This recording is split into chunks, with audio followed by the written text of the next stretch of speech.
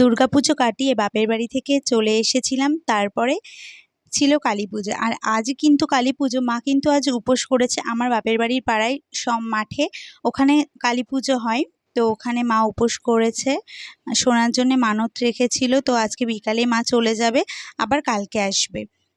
তো এই কদিন হয়তো মা নাও আসতে পারে আবার, কারণ ওখানে অনুষ্ঠান হবে। মা তো এগুলো দেখতে ভালোবাসে, আর আমি তো সোনাকে নিয়ে যাব না, যাব একদিন বিকালে গিয়ে ঘুরে চলে আসব।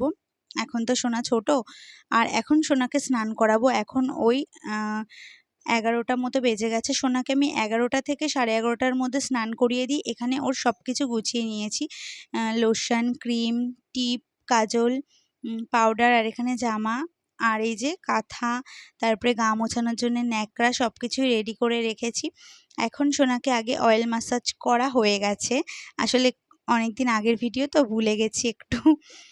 আর এখানে এই যে সোনা স্নানের জল, এই জলটা কিন্তু কেনা জল, আমি ওকে কেনা জল দিয়েই স্নান করাই। এই জলটা রৌদ্রে দেওয়া ছিল ছাদে, এখন এটাকে গামলায় ঢেলে সোনাকে আমি স্নান করিয়ে দেব। আর আজকেই আমাদের এই ছাদের রেলিংটা লাগানো হয়েছে। তো আজকে ছিল ধনতেরাস, সেই দিন হচ্ছে আর কি এই আংটিটা কেনা হয়েছে, তোমাদের দাদাভাই আমাকে কিনে দিয়েছে।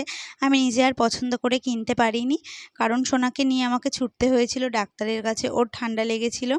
তো সেই জন্যে আমি আর যেতে পারিনি। ও নিজেই পছন্দ করে আমার জন্য এই আঙুল চুটকিটা এনেছে, আর সোনা ওইদিকে হিসু করে দিয়েছে। তো কেমন হয়েছে অবশ্যই বলো। আর এদিকে কিন্তু ও বাজারও করে এনেছে, এই বাজারগুলো আবার আমাকে গুছিয়ে রাখতে হবে। আর ডাক্তার দেখিয়ে আমরা এই এক্ষুনি ফিরলাম, এদিকে সয়াবিনও এনেছে। তো ওই গোবরডাঙ্গা কালীবাড়ির ওখানে ছিল ডাক্তার, সেখান থেকে দেখিয়ে এইমাত্র এলাম। তো এখন একটু সন্ধ্যায় চা বিস্কুট খেয়ে নেব। আর এটা হচ্ছে পরের দিন দুপুরের ভিডিও। দেখো সোনাকে নিয়ে আমি একটু শুয়েছিলাম, আর ও উবুর হতে শিখে গেছে, মানে যতবার ওকে আমি উল্টিয়ে দিচ্ছি ও আবার উল্টে পড়ছে এইদিকে।